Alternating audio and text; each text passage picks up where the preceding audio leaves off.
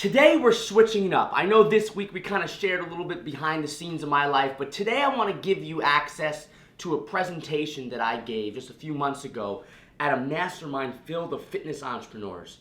This presentation will show you how you could sell anything to anybody. The best part, it could work for phone selling, it could work for writing sales pages, it could work for webinar selling, it works for any type of sales. So it's a little bit longer of a presentation today. I think it times it in like 40 somewhat minutes. So I hope you have some time to set aside to watch this. I know you're gonna dig it, so take a look right now. Today we're gonna talk about how to turn more people into customers. And what's interesting is, I'll never forget the first time I realized that the way you say something and the way you present something to someone can have a drastically different impact in how they receive it than this one instance about 10 years ago. I remember I was working for a Fortune 100 company, and I was like 23 years old. I went into my boss's office and I had this great idea. Every month I had to create this dumb sales report that was like 100 pages long, and I really hated doing it. And I had a better way to make this take less time and be more valuable to people. And I remember I walked into my boss's office and I was like, hey, I really want to change the way we do this, and my idea is this. And she, right there, she shut me down. She's like, no, just continue doing it the way you're doing it. And I'm like, I'm young, I'm impatient, and I really didn't want to hear no. So I went to my computer, I started getting all this research, I got the data, I got the analysis, I got this research about eye tracking studies and all this stuff, and I went back into her office and I said, all right, well, look at all this information I have, we really should change it. And she shot me down again. She goes, oh, you're so young. And I remember she said this to me, because it's not always about the data, just keep doing what you're doing. Now I'm frustrated because I really want to change this thing that I had to do. And she wasn't hearing it. So I'm thinking, like, is she stupid? Why doesn't she understand the value I'm trying to deliver here? Man, I should just quit this job right now. This is gonna be a big headache. But at that point, I decided to just do it anyway. I changed it, but here's the difference. I did it the way she wanted to do it, and then I did it the way I wanted to do it. I stayed late every day for about 2 weeks to change it up. I went into her office, and about 2 weeks later, I said, hey, I've been staying late the last couple of weeks. And she's like, yeah, what's wrong? Do you have too much work? Do we need to lighten your workload? I was like, no, I've been working on a side project. And she's like, what kind of side project? And I said, well, remember that idea I had that you had shot down? I decided to do it anyway in my spare time. And she's like, okay, show me. I show her it, I explain it. In about 15 minutes, she said, you're right, we're gonna use this new way of doing this. Now, what was interesting was that she told me no twice. And most people would stop at the first no or the second no, but I kept pushing forward because I had realized that the way you present something to someone can drastically change how they react to that one little thing that you're presenting to them. And at that moment, I realized that I got addicted to making people say yes to my ideas. I got addicted to selling things. And at that moment, I remember the high. I was like, this felt really great to convince someone of something that I wanted them to believe. And that's kind of what kicked off my obsession with persuasion and learning how to do it better. Fast forward these 10 years, I've now basically made a job out of persuading people to do things, mainly buy things. And what's interesting is I mainly do this through email and sales pages. And today I want to walk you through why that first example with my boss worked so well and what happened there. And I also want to show you how you can craft these different types of messages for the products that you're selling. I think, is everyone here selling fitness products? Yes? Nutrition, fitness, health? Is that mainly what's going on here? It's a little different. What? Skincare? Great. So what's interesting is a lot of people in the fitness space tend to focus on these before and after pictures as the only way to sell their products. And I think today I'm going to open your mind to potentially a new way of persuading people to buy your stuff or your skincare stuff or whatever it could be. So let's kind of jump right in. Today I want to walk you through how to turn more people into customers every single time. And what's interesting is when I started my business, things looked really bad. I mean, this was my awful handwriting, this was my horrible video quality, and this is the worst haircut in the world. So needless to say, no one was buying anything I did because of my web design or the way anything looked. I didn't raise money from venture capitalists. I didn't have a fancy team of people to help me. And the biggest problem was I didn't like talking to anyone. So I couldn't do phone calls. I couldn't do any of this stuff. And yet my business still grew very quickly. And the reason why it wasn't phone selling. It wasn't back and forth emails. It wasn't any of that. I mean, how many people here hop on the phone to sell their stuff? Raise your hand. No one. That's great. Do you do back and forth emails? Yes? No? How are you guys currently selling your stuff? Shout some examples out. Email. Just you send emails and you send to sales pages? That's it? Facebook. Social media. Interesting. Okay, so how do you you said social media. How do you currently put together your like sales page? What do you send people to? So I have a sales page. Yes. And then, so it's a lot of what Jill teaches us. So just a lot of the delivering content, getting them into lead magnets. Great. Delivering free content, and then pushing them to a free Facebook group, doing Facebook Lives in there. So just kind of cultivating that over time, and then doing the launch. So would you say it's more high touch selling or low touch selling? Are you talking to a lot of people individually, or are they just purchasing without ever contacting you? Is that the norm here? No? Raise your hand if you do high touch selling. So very few people. Most people are doing low touch. Oh, that's great. So I don't have to sell you on that idea. Well, most of my business was built off emails and sales pages. And I can cut out a whole part of this presentation on making this work. Now, the big question is how do you actually create these sales messages? Most people will just say, hey, I've got this new thing, you should buy it. Or maybe they'll do some type of content, but they don't necessarily know what type of content to create. They focus on before and afters, they do testimonials, they might talk about some problems or myths or whatever, but they don't necessarily have a strict strategy behind how to create this stuff and what to say, how to say it, when to say it, and whatnot. And this is what most people do. Most people know they have an ideal customer, right? They know they have some idea of what their ideal customer is. Who's your ideal customer? Women 35 to 45, moms generally, have kids, midlife climax, not crisis, looking to feel sexy and confident. I teach them how to do sensual movements. Great. So it's very, How about someone else? Who's your ideal customer? I'm much earlier on, but yeah, like busy women who want help with like digestion and hormones and that type of thing. Great. So it's mainly demographic style explanations here, I'm noticing. Does anyone else focus on demographics when you're thinking about your customers? Yes or no? Say no if it's not you. No. Not so much. What do you focus on?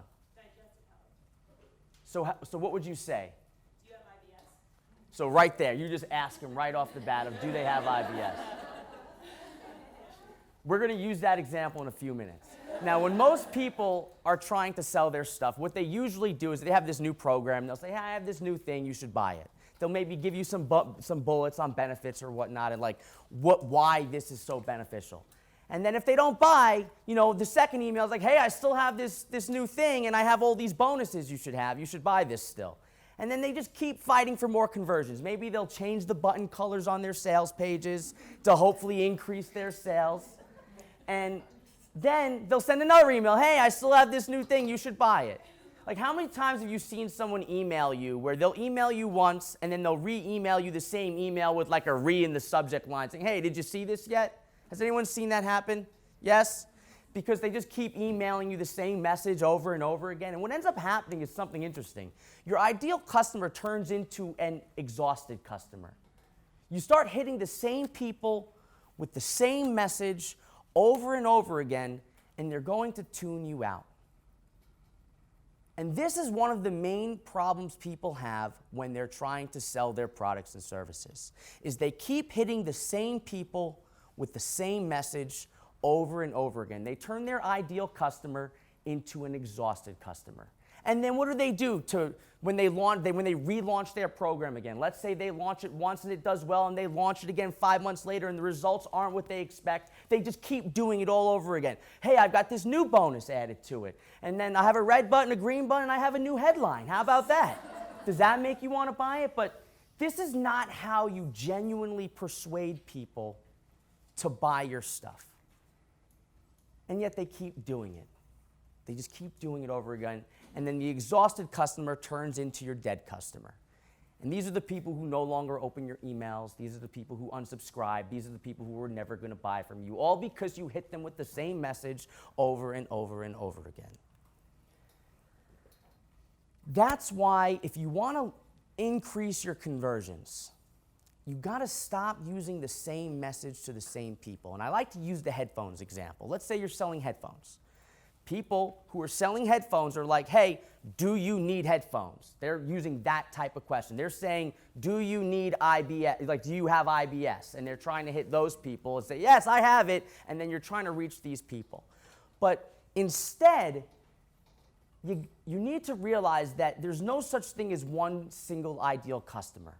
There are ideal customers. There are many different types of people who can buy what you're selling. If you're selling headphones, you're not just selling headphones to people who need headphones. You're selling headphones to people who play video games. You're selling headphones to people who go running. You're selling headphones to people who listen to podcasts. You're selling headphones to, I don't even know what this example is anymore. But I guess you're selling headphones to people who need time. I don't know.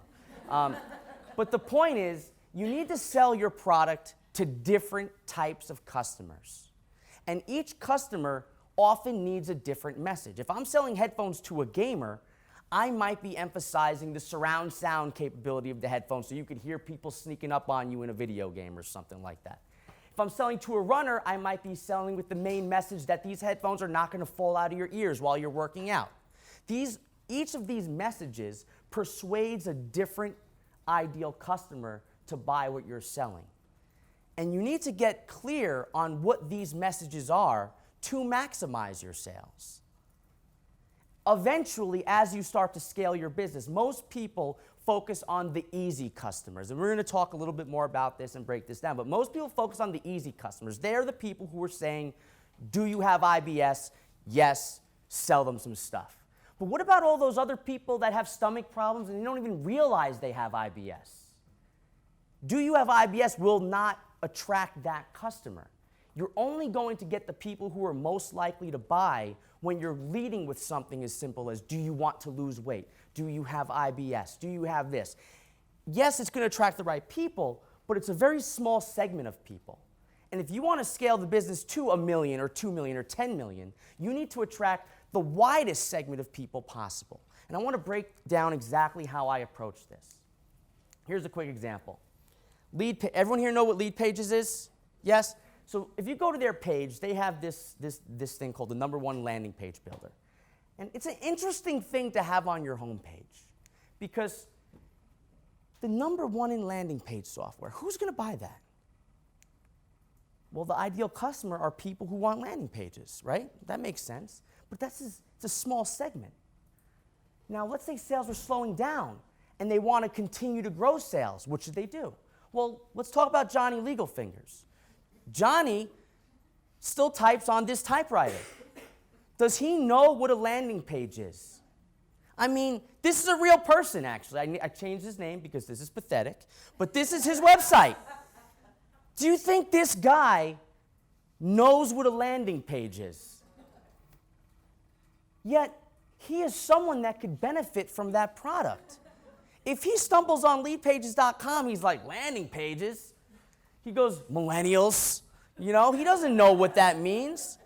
He might see something like this and like it, but he doesn't necessarily know what a landing page is. He needs it, but he doesn't realize he needs it yet.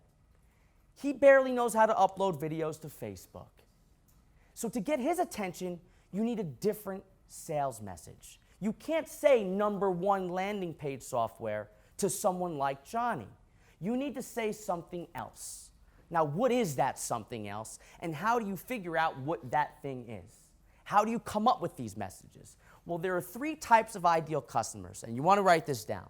The three types of ideal customers are the informed customer, the afflicted customer, and the oblivious customer. Most people, when they think about their ideal customer, they think about it in terms of demographics. They think about it in terms of do you have IBS, or 35 to 55-year-old women that want to lose weight. This is how most people think about customers. However, I'm going to recommend you start thinking about your ideal customers in this way: the informed customer, the afflicted customer, the oblivious customer.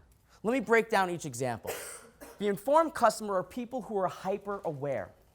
They know about you and how you can help them. They maybe are already on your email list. They're already accustomed to the type of problem that you can solve for them. They already know about you. They also know about the problems they're facing. And they also know about your competitors. They're at the point where they know everything about your market, and they're just trying to decide who can help them. Is it going to be you? Is it going to be this person? Is it going to be that person? They're hyper aware. They're informed. To win them over, you can't say something like, do you have IBS, if 500 other people are saying that same exact sentence. Instead, you want to lead with something that is completely unique about you. Let's think about it from the term of razors. Right now, how are razors trying to win customers over? Can anyone take a guess? Anyone? Yes, regular shipping. Anyone else have any examples? Price point is another way. More blades. Maybe if, here, I have a 3-blade razor. How about a 5-blade razor? How about 5 blades and another blade on the side to hit the hard-to-reach places? And they're basically leading with these unique features that other razors don't have as a way to win you over. I just spent $300 on a razor because I'm an idiot. But I'm also I'm like a sucker for a good sales page. But this razor wasn't 6 blades, it wasn't 10 blades, it was just 1 blade. And what was interesting was they had this whole story about how they tested all these different razors, and they discovered that that more blades actually increases it decreases the speed of razor. It makes you shave faster, but it increases discomfort. And they discovered that you don't need 5 blades to shave. You need 1 blade the perfect distance from your face. And they show the angle of other razors, and they show how their angle is slightly different. And then there I am spending $300 on a razor. But to win over an informed customer, you need to lead with this unique feature: the different angle, different blades, different examples. So if you want to win them over, that's how you do it. Now, think about the afflicted person. The afflicted person is someone who has a problem. They usually know that the problem that they have is solvable. So they know they have a solvable problem. But they just don't know how to solve it yet.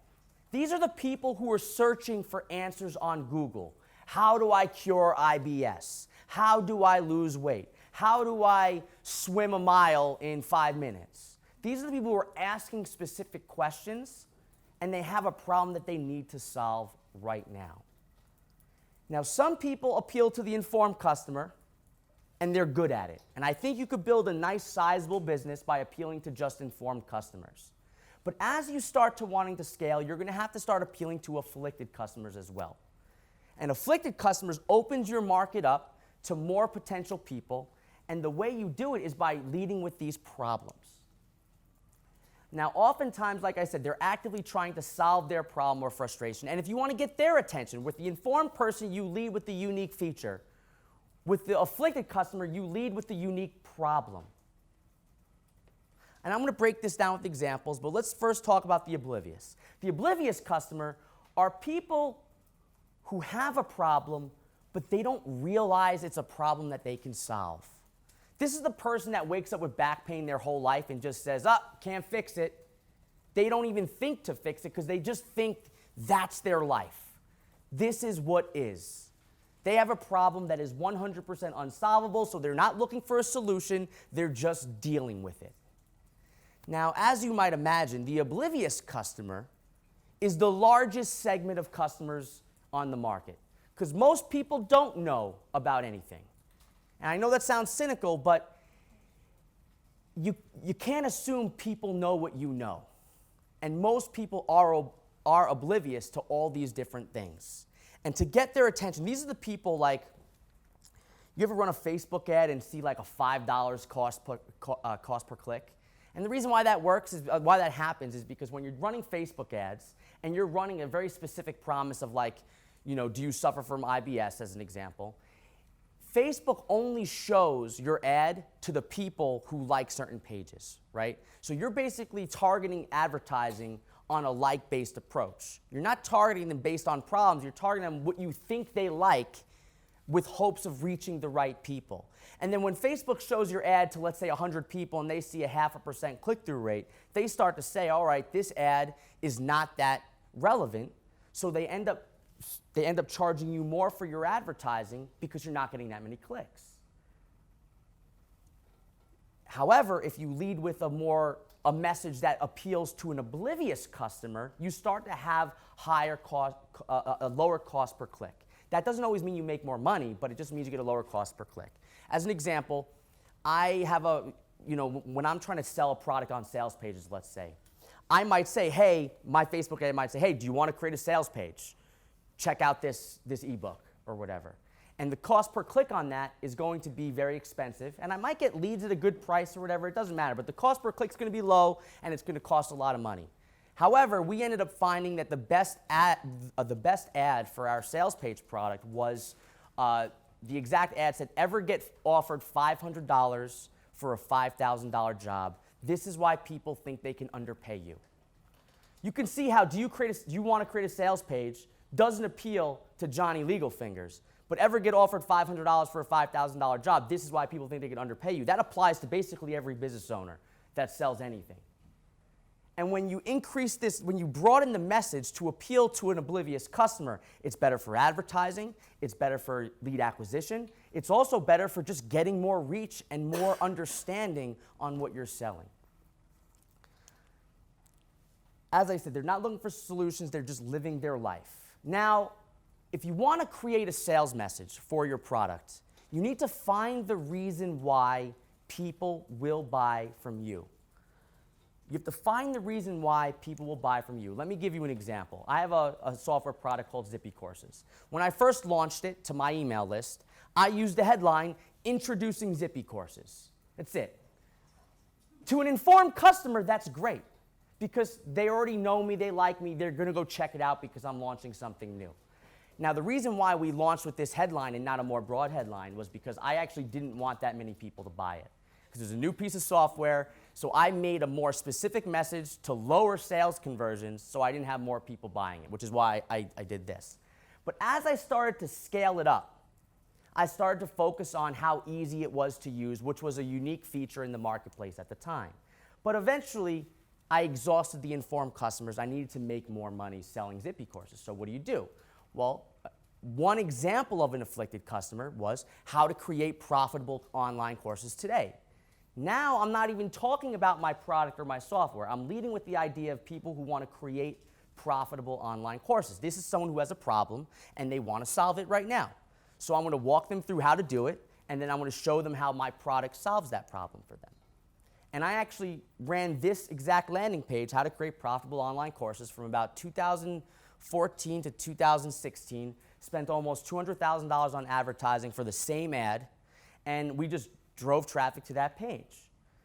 Now, the problem with that page is what if you don't even have an idea for a course yet? So we started changing up our marketing. If you want to make more sales, you can't use the same sales message to the same people. You got to use different sales messages to different people. So we changed it up. How to find a profitable online course idea in 15 minutes or less. Now we're talking to people who still want to create a course but don't have an idea yet, versus wanting to just make money creating a course. Now, if I'm talking to an oblivious customer, if I go up to Joe on the corner over there and say, hey, you want to sell profitable courses? He's going to be like, I'm not a teacher. Right? It's not going to connect with them unless they already want to do it. So then I might lead with something, how to make $1,500 a month. Do you see how you can broaden the sales message for a product to appeal to different segments of people? Does anyone have any questions about this so far? No one? This is great. Awesome. Mind blown. So you keep broadening the message, thank you. You keep broadening the message to reach different people. Now, most people in their launches will just keep using the same message over and over and over again, and that's fine, it works. But if you want to start really closing more sales, the more people you appeal to with different messages, the more sales you're going to make all the time. So for example, if you are launching, you might launch with introducing new product, then you might launch with something like how to create a profitable course, then you might say how to find a profitable idea, then you might say how to make $1,500 per month, and you might have a testimonial for each example, and every time you do it, you're closing a different segment of your product, of your customer base. Yes? How does this relate to like being niche in your market? Like if you're starting and saying like, here's exactly who I want to attract and here's my constrained idea so that I get to touch this person. Give me your example. Well, I don't know. I'm just thinking like it's not really relevant for me. Like because I'm struggling. Like who's my person? I feel like my person has characteristics, and I can't say as a 45-year-old woman. I feel like it's a person that lacks confidence and. Which is great. So I think that a lot of people try to segment their audience based on demographics. I don't think you should do that. You should segment your audience based on problems. And you go after one single problem until you exhaust that problem. Then you go after 100 more problems. So for example, with Zippy Courses, it's an online course platform, we started to create marketing funnels for personal trainers that want to create courses. We started creating marketing funnels for private tutors that want to give their students a login to access the homework. We started creating marketing funnels for people who want to create an employee intranet, all appealing to different problems. Now, one of the things that you need to do when you're creating your product or service, it should always be a product that applies to the maximum number of people possible. But in your marketing, you can niche down. You don't niche your product, you niche your marketing. You want your product to be broad and applicable to the most amount of people possible, and then your goal is to reach out to these people by talking about specific messages to that specific person. Yes? How do you determine, do you market to informed, afflicted, and oblivious pretty much equally, or is there a certain time when you should focus in on work? It depends on what stage of business you're in. If you're at a point where let's talk about this from an audience growth standpoint, not just a sales standpoint. When I started Social Triggers, I focused on creating these conversion videos where I was showing people how to increase the conversion rates of their blog. I did this, I got about 15,000 subscribers, I hit a plateau. What do? Then I started talking about the psychology of sales. Then I started talking about blogging. Then I started talking about creating courses. And we just kept broadening our message. Then we even went super broad where I got this $310 haircut, made a video, and the only reason why I did this is so I can make a video about a $310 haircut. And then I started targeting hairstylists on Facebook to attract hairstylists to build email lists, essentially. But I go after these very specific markets with specific pieces of content as a way to broaden my reach. Now, you might want to know when is the right time. I usually say you want to find one problem, solve it. If you plateau on that problem, you want to start asking yourself, is it because they all know that you exist and they just chose not to buy? If that's the case, you want to broaden your market. The other thing is that sometimes you want to broaden your market as fast as possible because it means more sales, and you want to find the market that might be the most profitable for you. I chose hairstylists as an example because when I was selling one of my products, Blog That Converts, I had thousands of customers, and there was 3 people that were hairstylists. I was like, what? What the hell does a hairstylist want to blog for? So I got them on the phone. I was like, hey, why'd you sign up for this? And they kind of just walked down the examples of why they did it. I was like, all right, great, I'm going for more hairstylists now. A lot of people start seeing like, oh, I'm getting 45. A lot of people, when they have a customer base, they look at the most popular part of their customer base. Oh, I have 45 plus women, and that's who I'm going to reach now. But you should actually look at the weird people that are your customers. Why did this 21-year-old dude buy my product? And talk to him and understand why he did it. Because if you're already reaching this segment of people, that's great. You're reaching them and you're converting them. Let's figure out why that other guy did it. And how can you get more of him? Because if you already have 5,000 customers that are 45 plus women, and you have 5 customers that are dudes, now you should go find out how to get the other guys, because it's a bigger portion of people that you haven't reached yet. So you start to do it based on your existing customer base, and you start to see where there are opportunities for growth.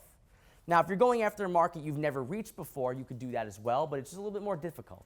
I like to go for these, they actually call it, Dan Heath and Chip Heath wrote a book called Switch. And the whole book was about how to change when change is hard. And one of the examples they told you was if you want to really find a change in the world, you want to look for what they call bright spots. And the bright spot is that exception to the rule. And you want to dig deeper to understand why that exception exists. And you want to do that in your customer base. You want to do that in your email list building. You want to do that everywhere. And that's kind of what we were doing to grow our sales base. Now yes? So if you're launching and you're targeting specifically each one of these different types, does this mean you've got like 3 landing pages running concurrently? Yes. That doesn't mean you do it all at once, right?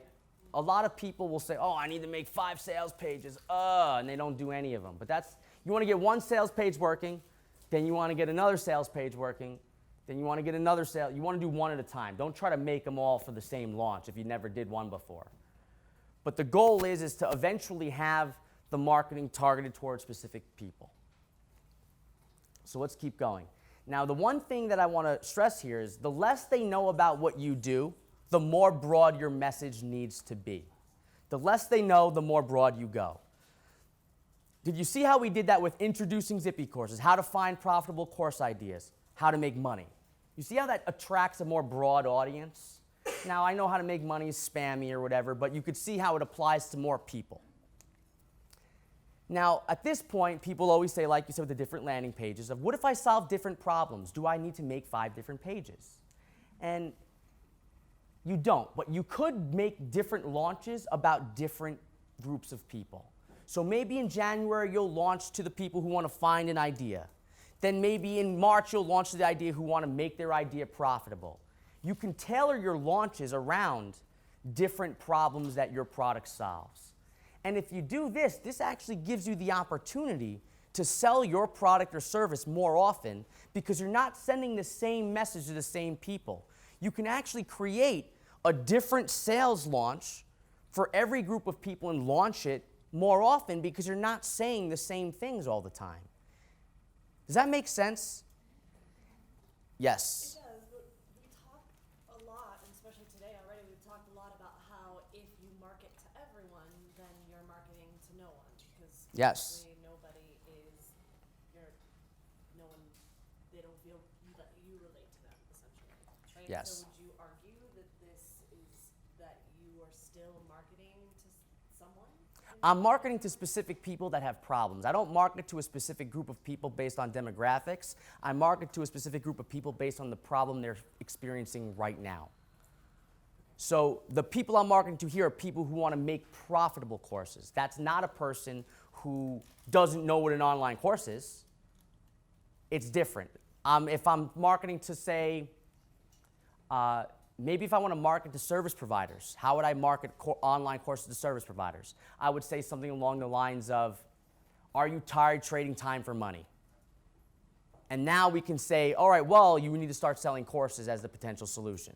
And we actually have a sales funnel for one of our products. We have a product on how to create profitable courses. And we have a sales funnel for authors turning a book into a course. We have a sales funnel for people who want to start their first online business. We have a sales funnel for people who are service providers that want to start creating passive income streams. We have different sales funnels for different groups of people. So our product is for everyone, but our marketing is usually targeted at a specific group of people.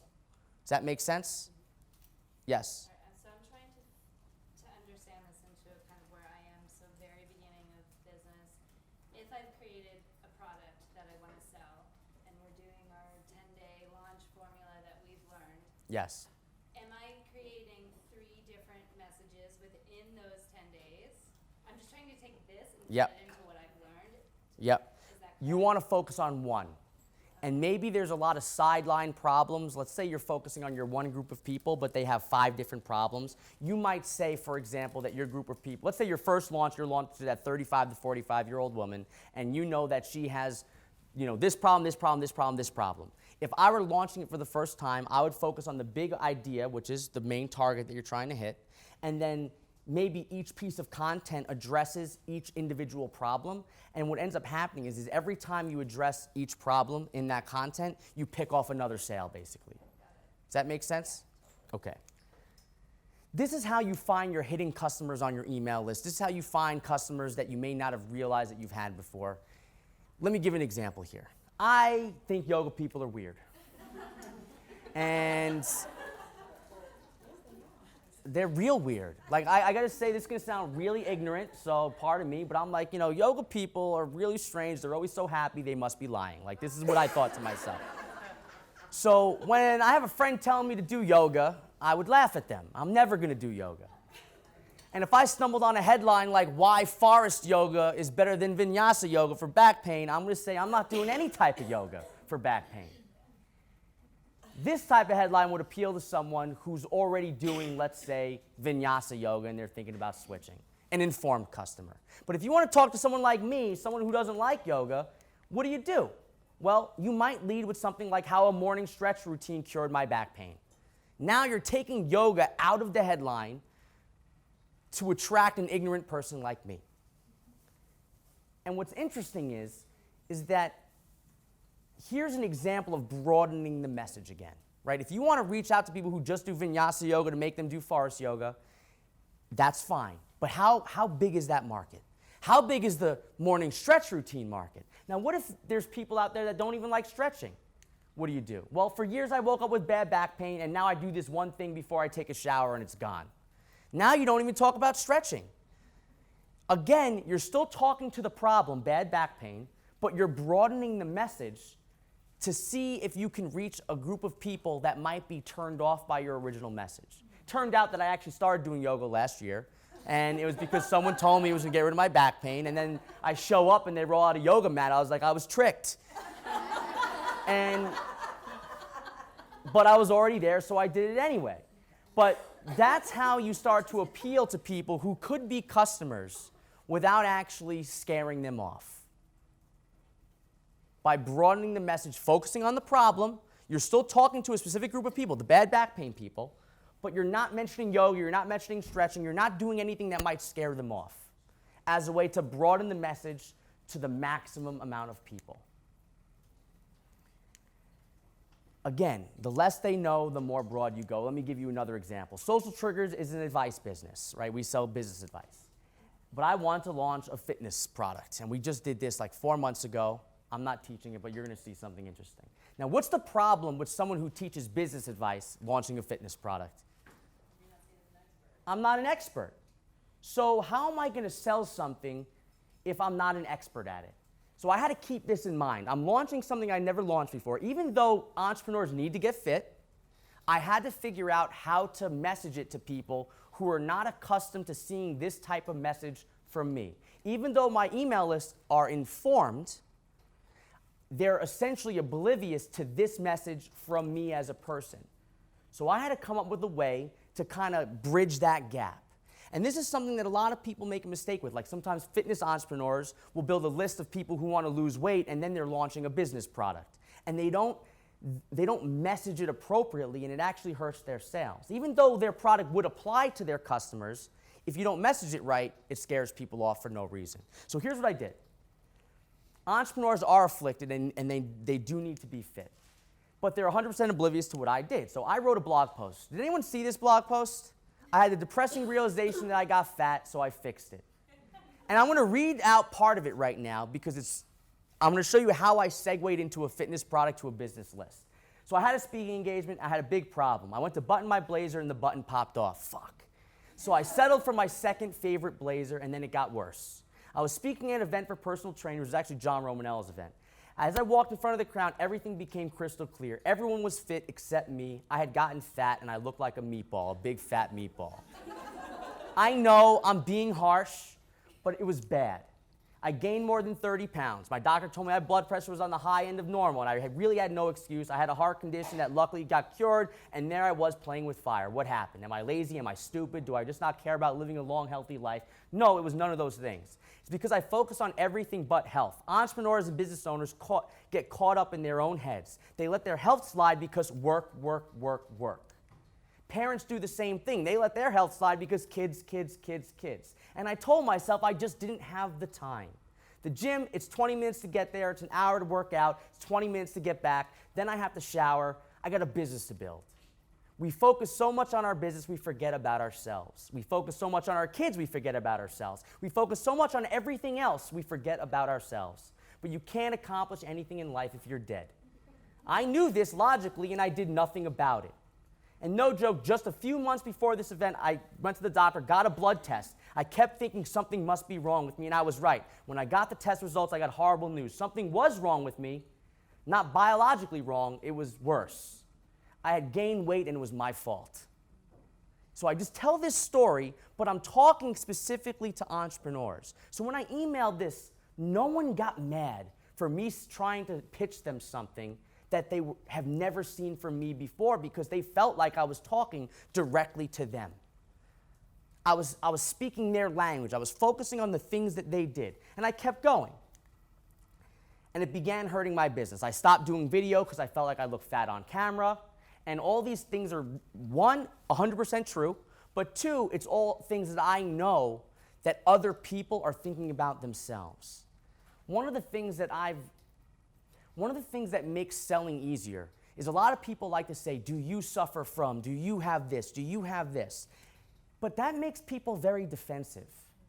If you start pointing fingers at them, their immediate reaction is to close up. They don't want to admit this to themselves.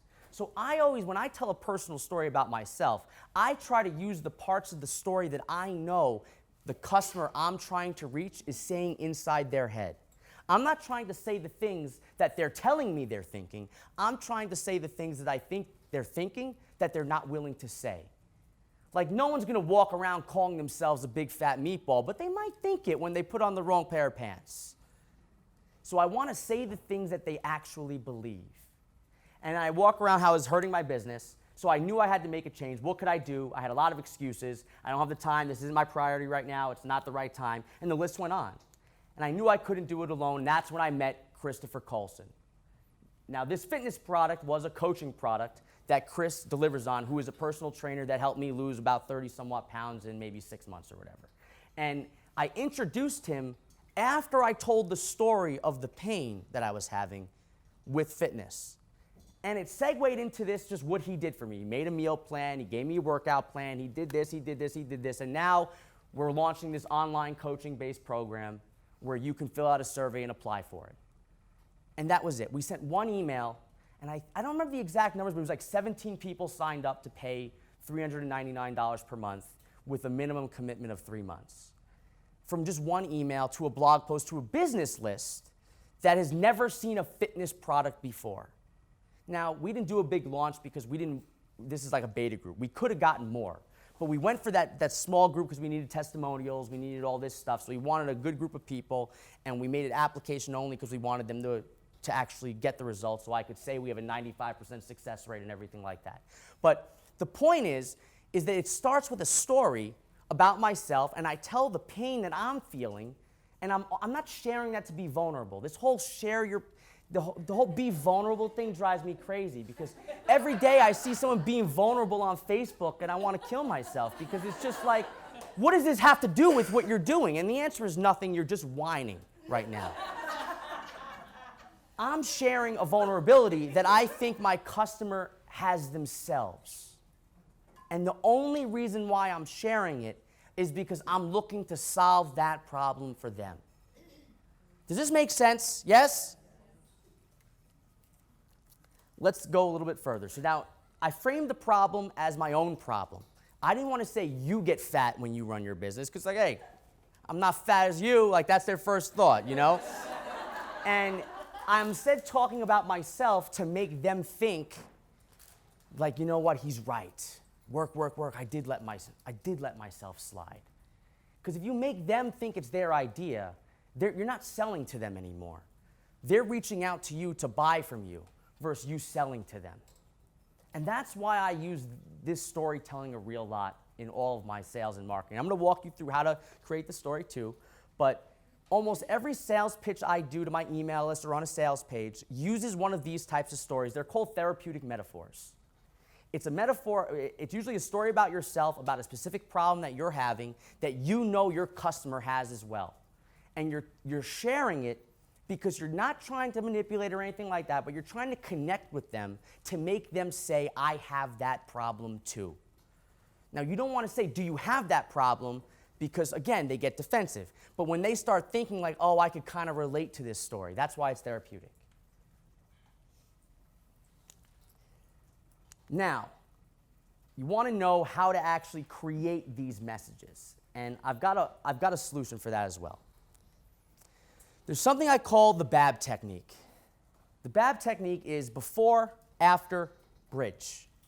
Before, after, bridge. Every sales message, every email, every sales page, every sales video, every webinar can use the BAB technique to create a persuasive sales message. Once you know who you're talking to, the informed, the afflicted, the oblivious, now we need to figure out how to get their attention and make them want to buy. How do you get their attention and make them interested in learning more? How do you do this? That's where the BAB technique comes in. Before, after, bridge. BAB technique. This is the first example. I had the depressing realization that I had got fat, so I fixed it. Many people here are in health.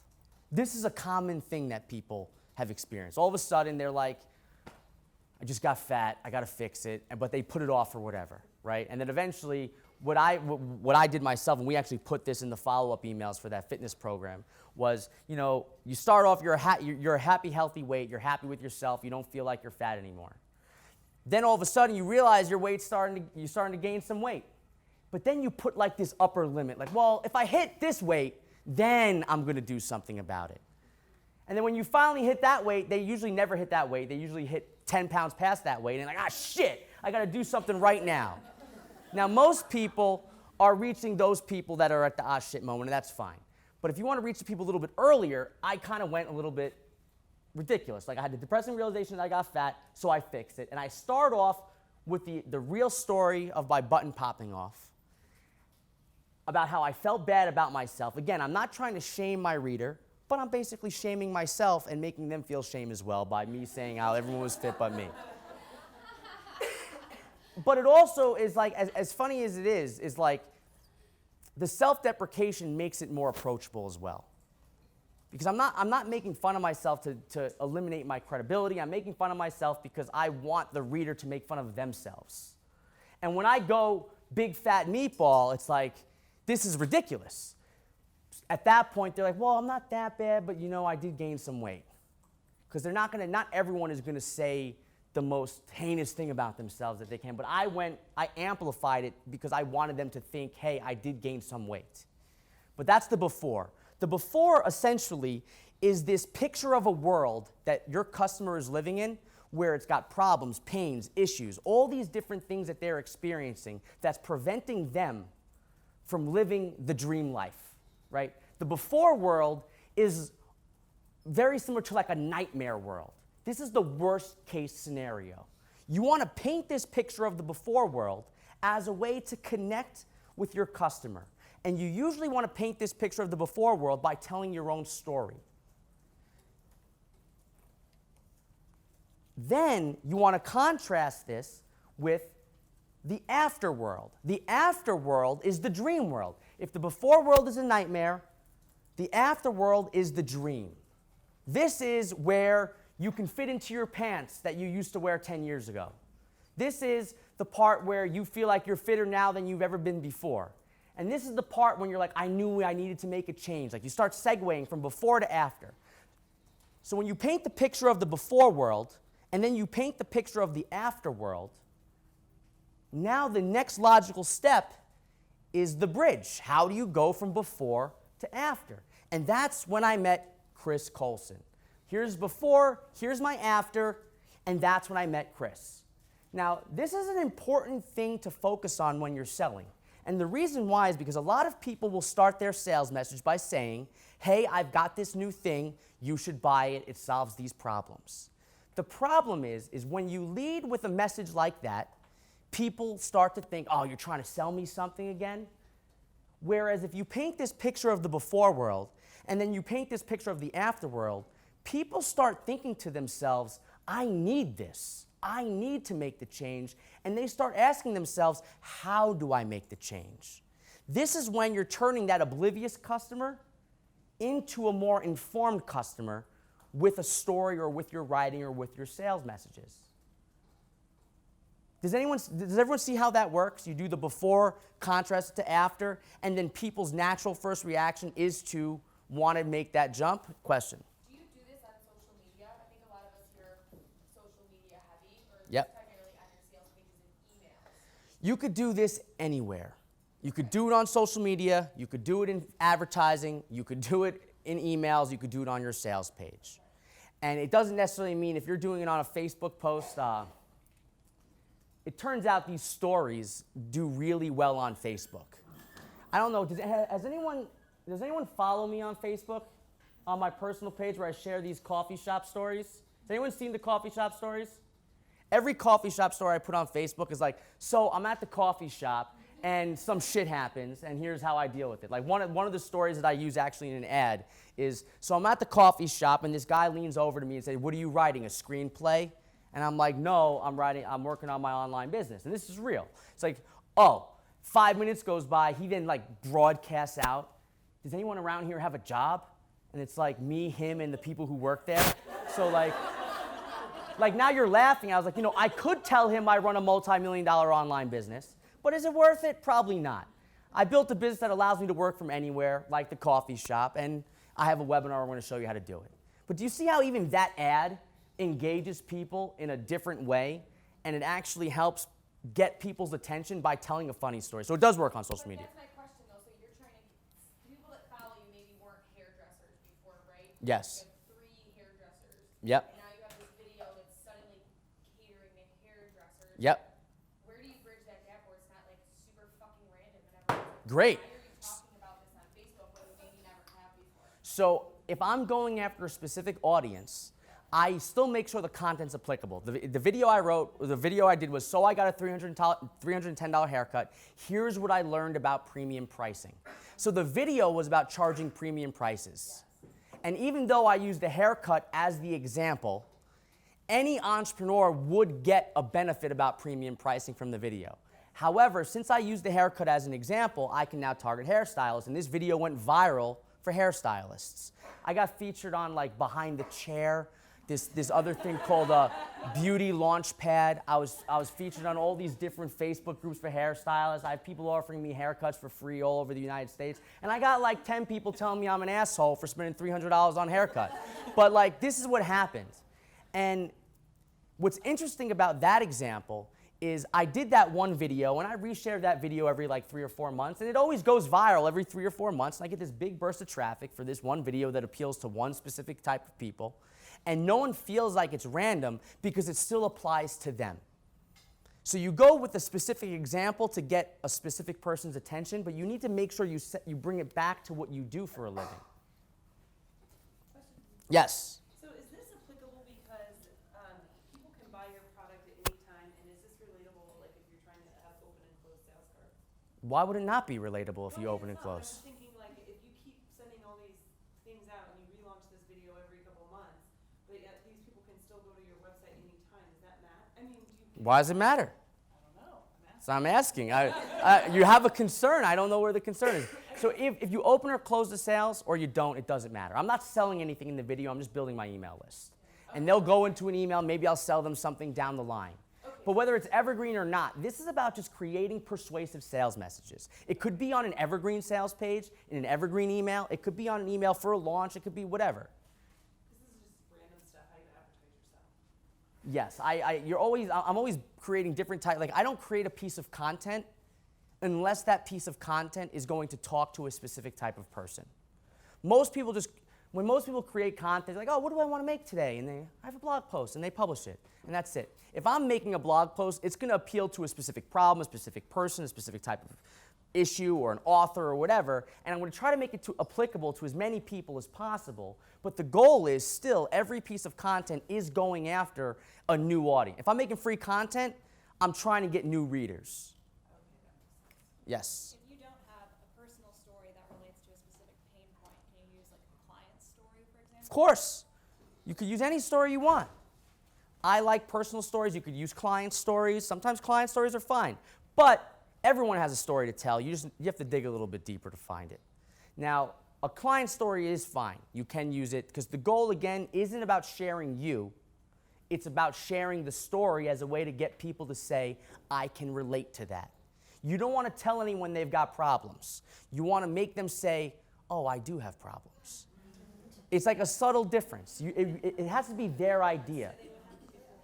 Huh? So they were happy beforehand and now they've got problems. Yes. We're in the misery business.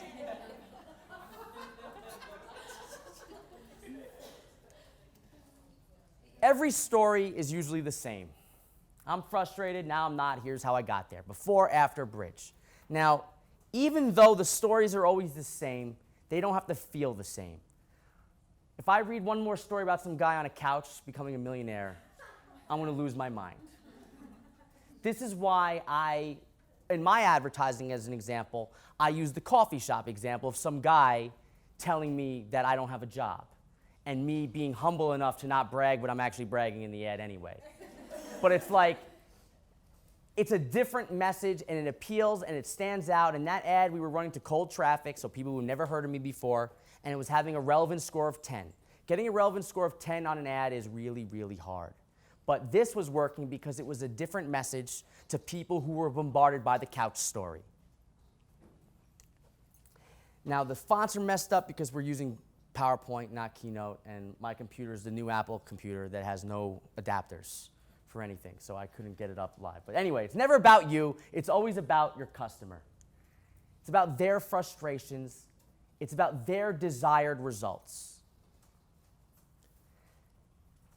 Who has questions about this so far? Anyone? Who has an example and they don't think they could apply it to themselves? I was just going to say, so the story is about you. Or a client.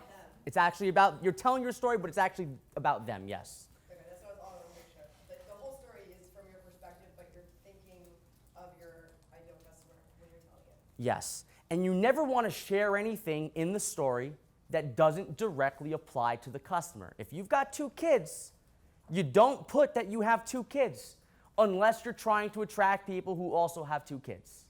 See, a lot of people that get in this idea that they need to share their own story with people, they start to think, I got to share everything. But that just makes a boring story. That's the person that's like, hey, I meant to meet my friend Jen for lunch, and on the way there I bumped into John. You know John, right? We haven't seen John in 3 years. And you know, we were at that party, It's like, well, what about Jen? Oh yeah, Jen. So I went to go meet Jen for lunch. She was telling me about her husband who works at this company. Oh, you know that company. Didn't you go to that company? Like, this is how most people tell stories, and that also makes me want to die. And this is why you want to cut out all these extraneous details, and you only share the story, the part of the story that appeals directly to who you're trying to talk to at that exact moment. That means you cut out everything else that doesn't apply to that story or to your customer.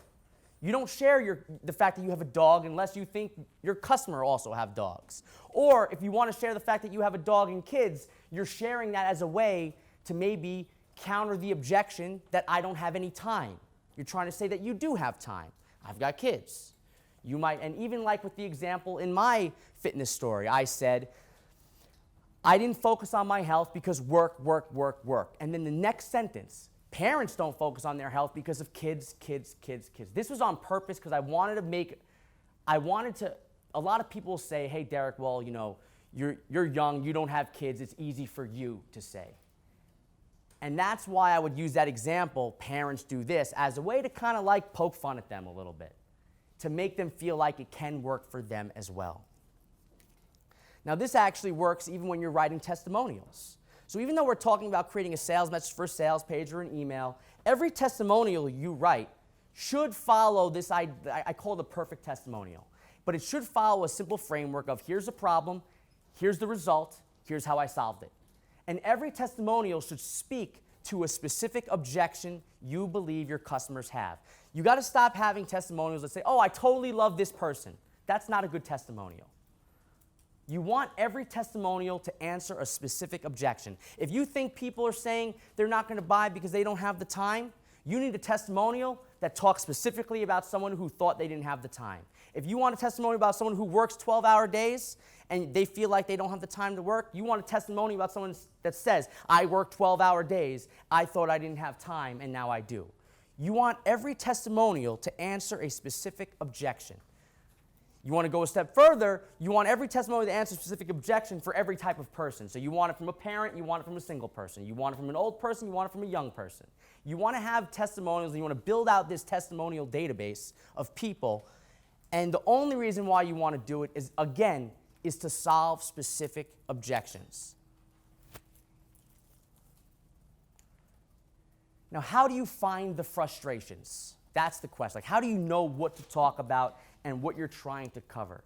Well, you just eavesdrop on people. I know this sounds weird, but Christine Day was the CEO of Lululemon, and they actually teach the people who work at Lululemon and fold the clothes by the changing room. They do that on purpose. And they do that because they're supposed to eavesdrop on the conversations inside the changing room. And they tell a story in the Wall Street Journal, actually. They told a story about how there were two girls trying on these tops in the changing room, and they overheard one of them complaining about the shirt and how it didn't fit her arms. And then they looked at the sales results of this shirt, and it just wasn't selling. They're like, oh, that's weird. So they fixed the arms part of the shirt, and that became one of their best-selling shirts by eavesdropping on customers. Now, this is a little creepy, and maybe you're not going to change in their changing room anymore. But you could also just eavesdrop online. You could go to places like Quora and type in questions you think your customer may have, and you could see people asking these questions and the types of questions they're asking. Like maybe you sell a fitness product. You know, how do I get in shape with simple means? What's the best way to get in shape with swimming? And you kind of see the types of things that people ask. My favorite way is to go to very popular books in the topic and just read reviews. I like to read 5-star reviews. I like to read 1-star reviews. The middle reviews are usually not that interesting. And while I'm reading through these reviews, I'm looking for frustration. I'm looking for problems. I'm looking for pains. I'm looking for real pains that people have, like this. That was a relationship book. Here's an example. I just went through a pretty rough patch with a man who I thought cared about me, where I was easily set aside when anything else interesting came up. I wish I would have read this for the ex before last. I did everything wrong. He must think I'm a total wimp, and now he's got an even bigger ego. My relationship unexpectedly fell apart, and I found myself very distraught and alone. By reading these reviews, you can find the pains that you think your customers would identify with. I do this for all of my products. When we were creating the sales copy for that fitness post, as an example, I was reading through reviews of fitness books and other testimonials or whatever, and I was trying to figure out, okay, this person said this, how does it apply to me? This person said this, how does it apply to me? And I was looking for my own personal stories based on the pains I was seeing people already saying about themselves. Does this make sense, how you find a real pain first, then you find a personal story or anecdote that matches the pain that you find? And then, when you're trying, this is for the before world. Then when you're trying to create the afterworld, you don't even need to see them saying or describing the afterworld. All you need to do is describe the dream scenario. That's the before, and then here's the example. You know, never be second choice. How to make a man put you first. Stand up for yourself. How to win respect in your relationship. Why I'm happily single for now. How to get past a broken relationship. You just basically say the exact opposite of the pain. And then you start saying to yourself, what personal stories do I have that apply to this specific afterworld? What can I do that connects to this? Or what can I do that connects to this? You find a real pain, and this is important that you find a real pain, and then you just imagine a solution. Now, it's important to start with a real pain because sometimes you'll create a product, or you'll write some sales copy centered around a pain that you think your customers have that isn't real. And I have this one friend, they launched a product about how to design your own website. And it was like launched to entrepreneurs who wanted to have a nice website, and they sold this for $1,500. And I'm like, why would anyone buy that? Why don't they just pay a designer to make them a website? They don't want to be web designers for a living. And they're like, oh no, people want to learn how to design their own. It's like, no, they don't. They just want a nice web design. And they launched the product, and it didn't do well because they created an imaginary pain that they thought the customers had. So I always start with the real pain that you see people say, whether it's your own pain, a customer's pain, a client's pain, or even a pain that you'll see on the internet somewhere. You want to start with a real pain that you think applies to the most amount of people, and then you could imagine a solution. That's how you come up with this before and after. And a lot of people who don't think they don't have a story to tell, it's easier to come up with this story when you have a prompt for that story. And this is a great way to get prompts for yourself to come up with your own personal stories to tell. And then the bridge is simply where you introduce your product. That's, you do the before, you do the after, and that's when I have this. Now with this case, I didn't introduce the product because I was introducing a person. And the reason why I was introducing the person is because I was introducing this new person to my people and I wanted them to like him too. I did this for another thing called, I don't have screenshots of it right now, but there's a blog post I said, she bravely walked away from her six-figure job to have a kid, and she built an online business that empowered her to let her husband quit her job. Like, that was like the story. And the whole story is about this one woman, Laura Fuentes, who started this online business that eventually became so big that her husband quit the job. And then what ended up happening was, how did she do it? Well, she stumbled on this one product, and this is what happened.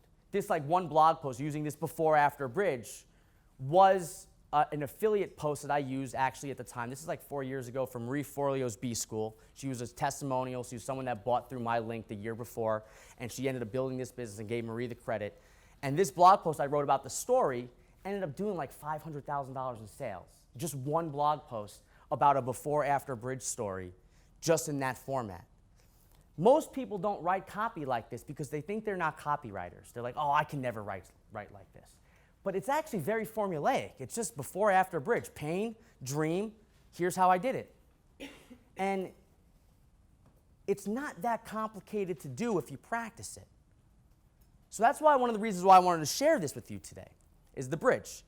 Now, of course, there are different before, after, and bridges for different customers. There are the informed, the afflicted, the oblivious people, and maybe you have a different story or a different blog post for each different type of person. You might want to do a haircut video. You might want to do, I had another one where it's like how to turn new customers into repeat customers. And I told a story about a massage therapy business that let me go in there. I got a massage. I left. They never asked for my email. They didn't ask for anything. I was like, what the hell? Like, how are they making any money? They're not even trying to sell me more stuff. And I just told that story about how most small business owners know nothing about email marketing. And I tell this story about a massage example into this example about how small businesses are stupid when it comes to email. And that applies to everyone, but it gets massage therapists involved and they get happy about it.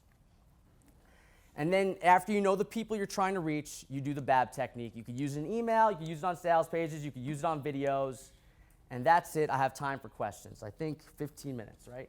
Yes. Well, by seeing people say it. So you confirm it's real by it being real. Now, how do you do it? Like I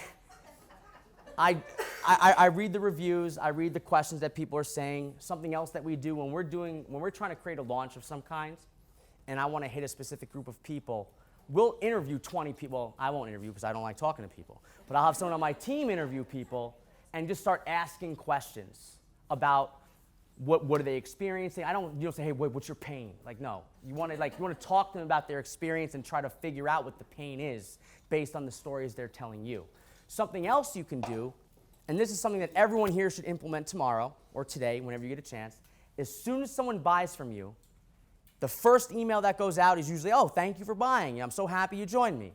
Right there, you should say, would you mind filling out this quick questionnaire or whatever? And you ask a bunch of questions. The main question you need to ask people on the survey is, can you please tell me the number one reason why you bought this product or service?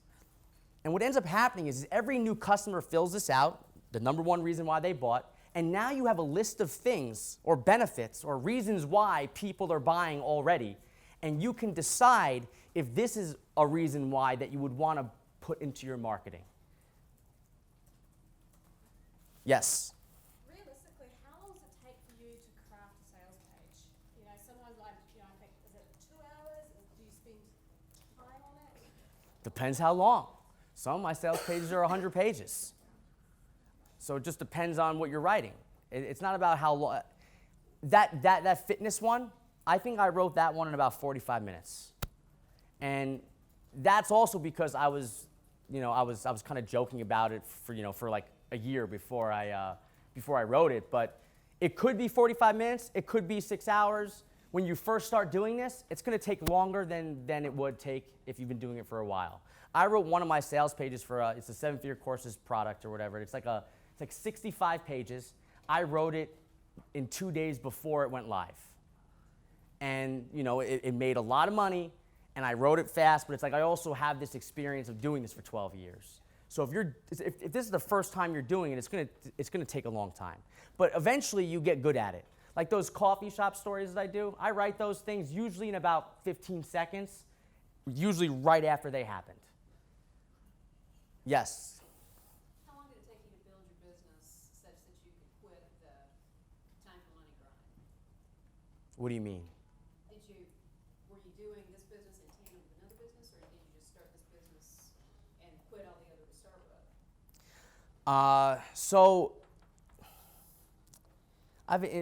That's a little bit more of a complicated question.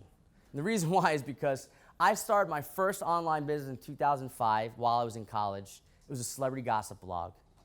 And I had this persona where I was writing celebrity gossip, and I did almost 100 million visitors in 2007 to this gossip blog.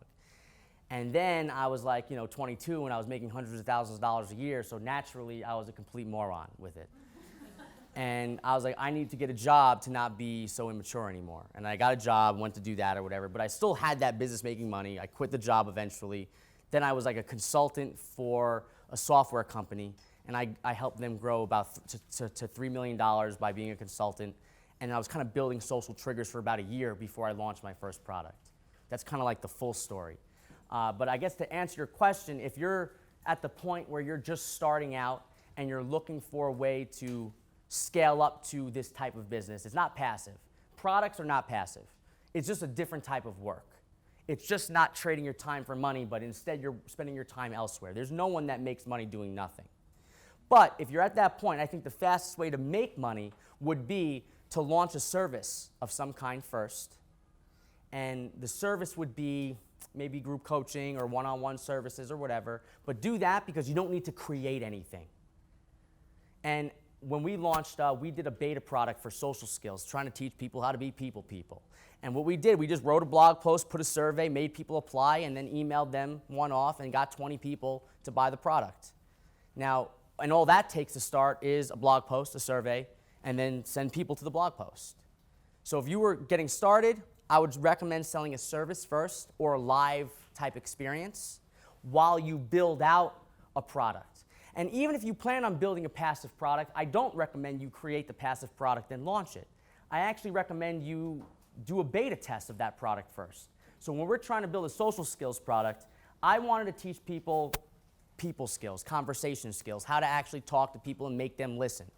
I just didn't know how to create the, I knew how to create the product, I just didn't know what people cared about. Did they want networking advice? Did they want storytelling advice? Did they want, how to speak in front of people advice? I didn't know. So what we did was we created that blog post. The blog post was how to make people like you in 5 seconds or less. And it was just some examples about how to make people like you fast. And then if you want to learn more about this, apply. What I ended up finding out was no one was really interested in making people like them, but they were interested in telling their own personal stories. And while I did this beta group, I had this outline of a course just in Google Docs, and I delivered it live to about 15 people, and I kind of took their feedback, and as I was listening to their feedback, I was refining the course into something which now is eventually going to be a storytelling course. So it's not going to be about people skills at all. It's not even about conversation skills. It's just teaching people how to talk about themselves so they're not boring. And I wouldn't have known that as my product unless I tested it first. And I started, so we have this people skills course, conversation skills and storytelling was just one part of it. But out of everything, we interviewed all the 15 people that bought in this live experience, and everyone said they remembered the storytelling part the most. And one person said, before taking this course, I would tell people how I met my husband, and they would kind of have their eyes glaze over. And now she's got this great story that she shares, and everyone's paying rapt attention to something as simple as how she met her husband. And it's just because that's why we decided to focus on storytelling.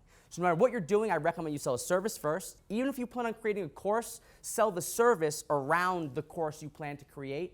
And then as you're helping these people get through it, you're then refining your course curriculum based on what you think they're getting the most value from you about.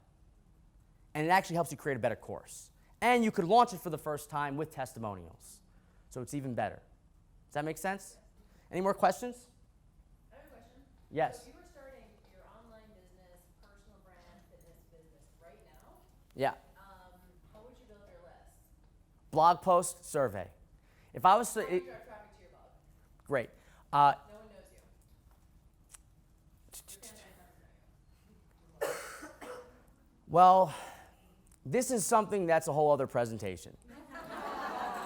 That said, the one thing that I would do if I was trying to drive traffic, it would start with one blog post targeting a specific group of people, and then I would try to get that blog post into the hands of those people. So for example, when I wrote that blog post about the massage therapy business that had bad email marketing habits, I had reached out to the editor-in-chief of some massage magazine. I reached out to some Facebook pages that were about helping people build massage therapy businesses, and I just reached out to those people cold with an email. And in the email, I actually sent to the editor-in-chief of Massage Magazine. I said, hey, I got this thing. I think you're going to like it. She said yes. They republished it. With the haircut video, I reached out to Beauty Launchpad, which is this thing that has like 400,000 fans on Facebook of all people trying to create beauty businesses. I said, hey, I got this video. I mean, everyone loves it. Would you guys be interested in licensing it? And they're like, sure, how's that work? So we ended up giving them the rights to the video, and then all of a sudden they're uploading my video to their Facebook page. So how do you get people's attention is you have to reach out to the people who have the attention that you want. And for some reason, no one ever does that. They just they'll publish a blog post, they put it on their blog, where are all the people gonna come from? It's like, and they're hoping search is gonna send it. Search is not gonna send you anything if you have a new website. So you have to go out there and reach out to the people that you want to reach out to and send it to them. Sometimes it's as simple as sending it to one individual person that you think could benefit from it. And that's good enough. And if you're doing that whole process of blog post to survey to trying to sell them something, you can actually start making money as soon as you get that blog post done. That's actually probably the fastest way to make money online, is to write a great blog post like the depressing realization type post. Make them fill out a survey. Don't even build your email list. Just make them fill out a survey and then follow up one-on-one, and then you could start selling. With that survey, I think we had, I want to say, I don't remember the exact numbers, but it was like 175 people filled out the survey, and we had like 15 people buy it. So the conversion rate's like 7%. It's great.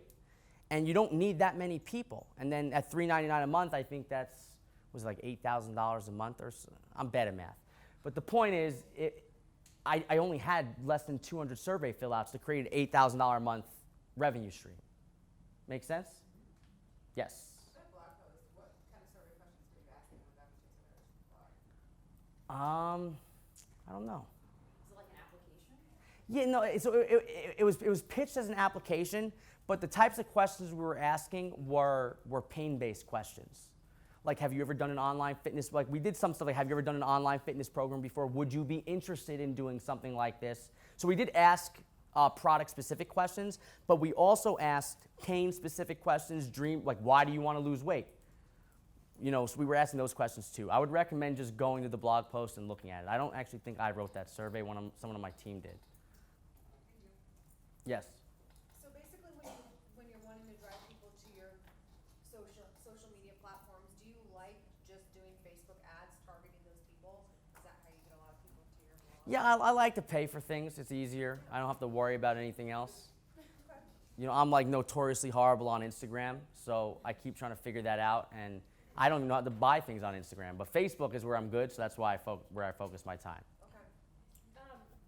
With that, so I really liked how you broke down informed, afflicted, and oblivious, and just kind of started thinking about myself and how I do things, and I feel like I'm okay, I'm pretty good with informed and afflicted, and I'm like, I don't know how, like, I'm just noticing, I'm like, I don't know that I know how to talk to my oblivious customer. It's really hard. Are those like your juiciest headlines or sort of reserves for the people who are kind of, oblivious to who you are? So like, how are you going to get them to click? Well, I always think about it like this. How do you walk up to Joe on the corner and make him interested? What do you tell him? And I don't know what you're selling, but you have to figure out what's going to get their attention. Like, you can't go up to a random person and say, do you have IBS? It's gonna be awkward, right? So you have to figure out what can you say that's gonna get their attention. And there's different things that are gonna get their attention. And for every market, it's different, but generally, you want it to appeal to something that's health-related, relationship-related, wealth-related, productivity-related, happiness-related, or something that what you would call a universal desire, which is something that everybody wants. Everybody wants to not feel alone. Everybody wants to be healthy. No one wants to die. All these things that everybody wants is how you appeal to these people. Does that make sense? Yeah, absolutely. Any more questions? Yes. I just had a question about, you said niche your marketing, not the product. Yes. And so connecting that, if we had a bunch of different sales pages that were running to the oblivious, all of the afflicted, all of those target groups, how do you connect that back to if the product is, because a good product is kind of specific, right? It's not, I mean, I get the yoga example where it's like, it's really about stretching, but Yeah. if the informed customer wants to buy vinyasa yoga because they are fancy with their lingo, Yep. my question is, how do you connect those sales pages to then somebody, the oblivious customers coming in, and then it's like, whoa, this language is different. Yes. So what we do is every course we have core course content. Let's say it's 4 modules and 4 videos per module. Then below our course content, we have bonus videos or bonus PDFs or bonus stuff. Each bonus usually speaks to the type of person that would benefit. So if I'm going after, let's say, massage therapy people, I'll have a bonus that talks directly to them that helps them understand the whole course. Does that make sense? Kind of. Sales page where they're all funneling into. Not on the sales page, inside the product. So I'll help them see why this course matters, and I'm going to teach them the lingo they need to learn in the launch. When they get the course, there might be additional bonus material that speaks directly to them. But they've already purchased at that point. Yes. Can we go over the oblivious customer one more time? Sure. I feel like the people that don't give a shit, but you disagree. Wait, say again? In my mind, the oblivious. Are we about? Is this fighting or is? Oh. No. You'll know if we're fighting. So if they're an oblivious customer, they don't realize they have an issue. Yes. So like, I guess give me an example if it's weight loss. Like I have a product that solves weight loss, but you're oblivious that you're overweight. Lot of stuff to be said about that. Or does it bother them? So if you're trying, it depends what oblivious person you're trying to reach. I don't know if I could touch this weight topic, but I guess if you're trying to appeal to someone that doesn't realize they're fat, you might want to talk to them in more general terms, like having more energy, feeling less tired, that sort of language. Because if you start saying you need to lose weight, they get defensive, they close up, right? I think the way you explained it earlier that made sense to me and really connected that dot was it's not that they don't know they have a problem, but you said they didn't know that there was a solution to that problem. Yes, but some people also don't have, like that's one, but there's also people who don't even realize they have a problem. And for that, you have to figure out who that person is. Are you trying to reach the person, like for example, let's say someone gave birth to a kid 5 years ago and they have their pregnancy weight still. And they just think that's their life now. Like they may not, you can't say, hey, you could have lost your pregnancy weight because that makes them feel bad about themselves. But you could say, did your body change after you got pregnant? Now you're not saying they need to lose weight, but you're saying your body changed. Well, one of the things I did to help change it back. Now you're not talking about weight loss, you're talking about change. Okay. Do you see how you could kind of make it more broad and maybe less intrusive or making people less defensive? Okay. Yep. All right. I think that's it, right? Amazing. We're good. So we hope you liked that presentation. There's a lot of good nuggets. This is one of those types of presentations that I could see watching once or twice just to kind of go through and take more notes. But here's the thing, if you made it this far on a YouTube video, I am impressed. Number one, to me, it shows you're committed to growing what you're trying to grow this year. I mean, you just set aside almost an hour to watch this video, and pretty impressive. So congratulate yourself for watching it. And on that note, I'll see you in the next video.